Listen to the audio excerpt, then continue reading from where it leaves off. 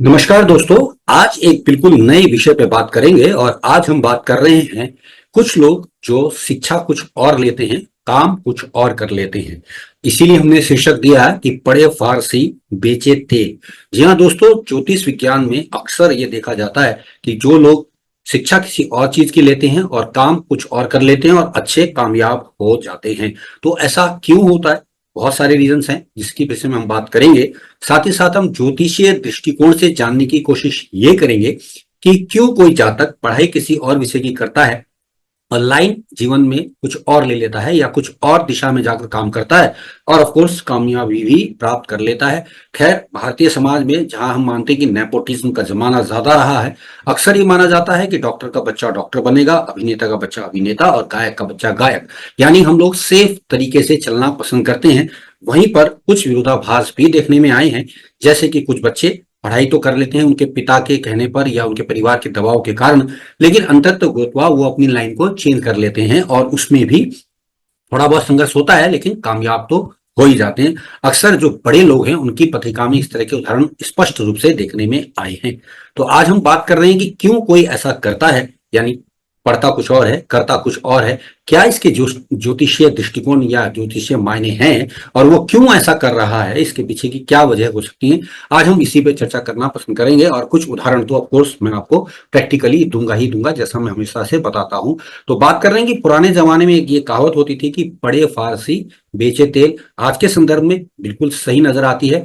आजकल के भौतिकतावादी युग में जहां हम देख रहे हैं कि पैसा इस कदर हावी है कि लोग किसी भी प्रभाव के कारण आप धन के पीछे भाग रहे हैं। कोई रिश्तेदारी नहीं, कोई समझौते नहीं, सिर्फ धन और धन से संबंधित व्यवसाय ही करने पे लोग उतारू हो चुके हैं। ऐसा बहुधा देखा जाने लगा है कि जातक विशेष शिक्षा किसी और चीज की ले रहा है या किसी और विषय में पढ़ाई कर रहा है, परंतु कार्य क्षेत्र कुछ और बना ले रहा है। ऐसा करने के बहुत सारे कारण तो होंगे ही होंगे, ऑफ कोर्स पैसा एक बहुत बड़ा कारण तो है ही है। इसके अलावा कुछ अन्य कारण भी हमने देखे हैं, जिनमें कि रुतबा, प्रसिद्धि, पारिवारिक दायित्व और शौक भी माने रखते हैं। पैसा, जैसा मैंने आपको बताया कि आज के संदर्भ में इसको बिल्कुल नकारा नहीं जा सकता। प्रत्येक व्यक्ति जब कोई ऐसी एजुकेशन ले लेता है जिसमें उसको लगता है कि पैसे कम मिलेंगे या उसको पैसे नहीं मिल पा रहे हैं, तो वो लाइन चेंज कर लेता है। अधिकतर हमने पाया कि जो सॉफ्टवेयर की फील्ड में जो बच्चे जाते हैं वो ज्यादा पैसा कमा लेते हैं कंपेटिवली और अन्य फील्ड के। हमने ऐसे बहुत सारी कुंडली में उदाहरण देखे जिन बच्चों ने मैकेनिकल इंजीनियरिंग या सिविल इंजीनियरिंग की थी, बाद में वो आईटी सेक्टर में काम कर रहे हैं और वो अच्छा वेतन वहां से प्राप्त कर रहे हैं। इसके अलावा यहाँ पर बहुधा धन और वेतन प्राप्ति तो एक बड़ा विषय है ही है। युवा वर्ग अपने पुराने कार्य क्षेत्र को भी त्यागता जा रहा है। विशेष तौर से हिंदुओं में ये बात देखी जा रही है कि अब बच्चे इंजीनियरिंग छोड़कर मैनेजमेंट में जा रहे हैं। खासतौर से जो बच्चे हैं जिन्होंने किसी भी प्रकार की इंजीनियरिंग की डिग्री ली है, वो बाद में एमबीए कर ले रहे हैं, यानी कि मास्टर ऑफ बिजनेस मैनेजमेंट में चले जा रहे हैं, ताकि आगे चल के सैलरी अच्छी मिले और उनको किसी भी फील्ड में कामयाबी मिल जाए। क्यों? क्योंकि जिस फील्ड में उन्होंने इंजीनियरिंग की डिग्री ली है वो उनको कामयाबी नहीं दे रही है। एक ऐसा ही एक और उदाहरण हम अक्सर देखने में पाते हैं कि कहीं कहीं पे कुछ लोग अपने रुतबे के चलते भी ऐसा कर लेते हैं। रुतबा एक बहुत बड़ा एक कैलिबर रखता है, समाज में एक दायित्व निभाता है। कुछ लोग ऐसे नए क्षेत्रों में जाना पसंद करते हैं कि जहां उनको रुतबा बहुत अच्छा मिले। जैसे कि कोई बैंक मैनेजर था या बैंक क्लर्क था और वो बाद में जाकर उसने आईपीएस कर लिया या वो पुलिस में चला गया, रुतबे के कारण कि उसको वर्दी मिलेगी, सरकार का एक रुतबा होगा। इसके अलावा एक और उदाहरण देखने में आता है, वो है प्रसिद्धि। प्रसिद्धि प्राप्ति के लिए भारत के अधिकतर युवा वर्ग जो है वो भटकाव के कारण भागता है और अपने कार्य क्षेत्र को बदल कर विशेष तौर से टीवी और सिनेमा के क्षेत्र में जाने की पसंद कर लेता है। क्यों? क्योंकि जैसा आप जानते हैं कि इन क्षेत्रों में प्रसिद्धि बहुत ज्यादा मिल जाती है। हालांकि वो बात अलग है कि अगर टीवी जगत में आप होते हैं तो आप जब तक हैं, जब तक आपकी प्रसिद्धि बहुत बढ़िया चल रही होती है, लेकिन जैसे ही आप उस आउट ऑफ द सीन होते हैं आपको लोग भूल जाते हैं। लेकिन फिर भी देखने में ये आया है कि कुछ लोग प्रसिद्धि के चलते भी अपनी लाइन को चेंज कर लेते हैं, टीवी वीडियो मोबाइल और यूट्यूब जैसे कैरियर में अपने आप को स्थापित कर लेते हैं। कमाई तो ऑफकोर्स एक अन्य जरिया है ही है। एक और उदाहरण देखने में आता है, वो आता है पारिवारिक दायित्व। जी हाँ दोस्तों, पारिवारिक दायित्व के चलते भी बहुत बच्चे अपना कार्य क्षेत्र बदल देते हैं, जिसमें हमने देखा कि बच्चे ने अच्छी खासी इंजीनियरिंग की डिग्री ली, लेकिन बाद में उसको जब थोड़ी दुनियादारी समझ में आई तो उसको लगा कि पिताजी का जो व्यवसाय है वो ज्यादा अच्छा है, तो डिग्री उसने छोड़ी और वो पिताजी की दुकान में बैठ गया, जहां पे वो स्पेयर पार्ट्स का या जनरल मर्चेंट का काम कर रहा है। तो एक पारिवारिक दायित्व के चलते भी देखने में आया। इसके उदाहरण ये भी आया कि कहीं कहीं पिता की आसामने की मृत्यु हो गई, बच्चे को बीच पढ़ाई में छोड़ना, बीच पढ़ाई को बीच में छोड़ना पड़ा और पिता के कार्य क्षेत्र को संभालना पड़ा। वो एक पारिवारिक दायित्व की बात होगी। तो इस तरह की बातें भी देखने में आई हैं। और अंत में एक और जो मोस्ट इंपॉर्टेंट जो बात देखने में आई है, जो कि थ्री इडियट्स फिल्म में भी बताई गई है, कि वो है शौक।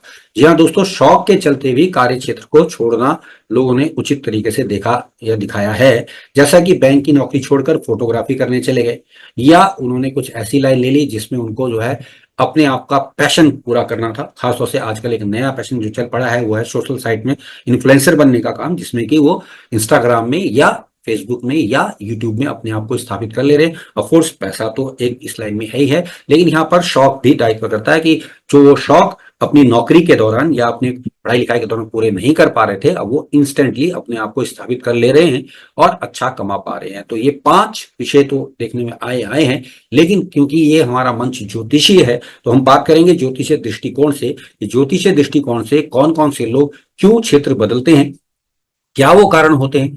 ये 5 कारण तो ऑफकोर्स है ही है, लेकिन इसके अलावा भी कुछ एक कारण है, जिनमें एक कारण जो बहुत आसानी से देखा गया वो ये पाया गया कि जब भी कुंडली के अनुसार एक विशेष ग्रह जब पीड़ित होता है तो अपना जातक कार्य क्षेत्र बदल देता है। यहाँ पर ज्योतिषीय कारण जब ढूंढने की कोशिश हमने की तो लगभग 2000 कुंडलियों को हमने इस पे जब लगाया और इस पे जब अध्ययन किया तो हमने पाया कि क्यों ऐसा कुछ हुआ था जिससे जातक विशेष ने अपना कार्य क्षेत्र छोड़ा और वो दूसरे कार्य क्षेत्र में चला गया।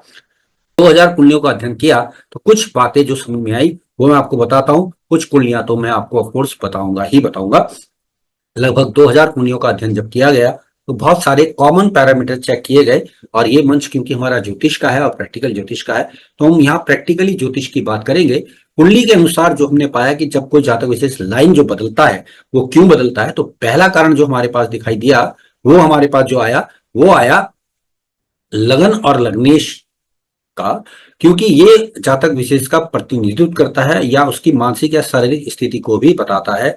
लगन का मालिक या लग्नेश में प्रभाव कौन सा था ये भी इंपॉर्टेंट देखा गया है। इसके अलावा 10वें भाव में स्थित ग्रह और दशमेश ये भी जातक विशेष के कार्य क्षेत्र के विषय में बताती है, क्योंकि जातक विशेष को काम जो करना है वो उसी भाव से संबंधित करना होता है।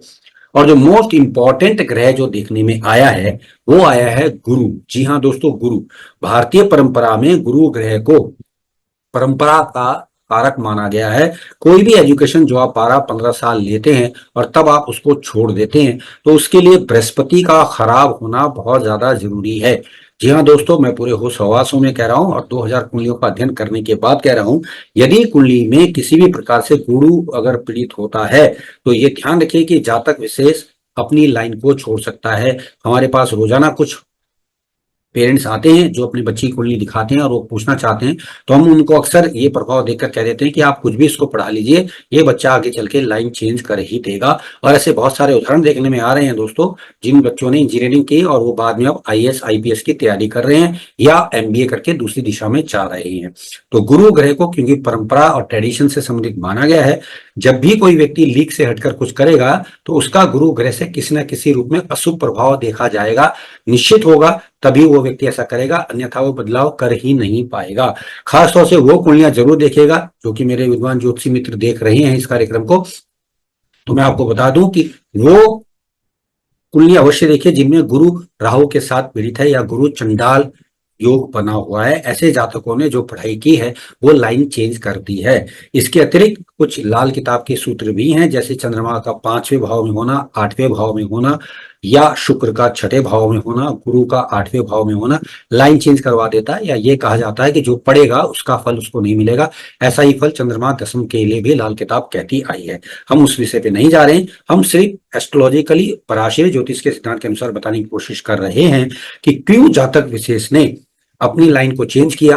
और ऑफकोर्स 5 रीजन तो मैंने दिए, पैसा रुतबा ये सब तो था ही था, लेकिन यहाँ जातक विशेष का गुरु खराब था, गुरु अशुभ अवस्था में था या नीच राशि में था, तो उन्होंने अपनी लाइन चेंज कर ली, यानी पढ़ाई कुछ और करी और बाद में उन्होंने कैरियर किसी और चीज में बना लिया। बात करेंगे कुछ उदाहरणों की, तो उदाहरण कुंडली के माध्यम से अगर मैं कहूँ तो फिल्म इंडस्ट्री में बहुत सारे जो हमारे अभिनेता रहे हैं उन्होंने लाइन चेंज की है। ऑफकोर्स कुंडलियां तो मैं आपको दिखाऊंगा, लेकिन कार्यक्रम क्योंकि ये बड़ा हो जाता है और दर्शक कहते हैं कि 10-15 मिनट से ज्यादा का वीडियो पोस्ट ना बनाया जाए। तो इसको देखते हुए आपको वीडियो पोस्ट में अगली कुंडली में दिखाने की कोशिश करूंगा, लेकिन कुछ उदाहरणों की अगर मैं बात करूं तो हमारे पास बहुत सारे उदाहरण ऐसे आते हैं, जिनमें एक उदाहरण हमारे पास आता है, बहुत अच्छे कॉमेडियन अभिनेता हैं जो कि आप जानते हैं जॉनी लीवर हैं, उनकी पत्रिका में ये योग पाया गया है।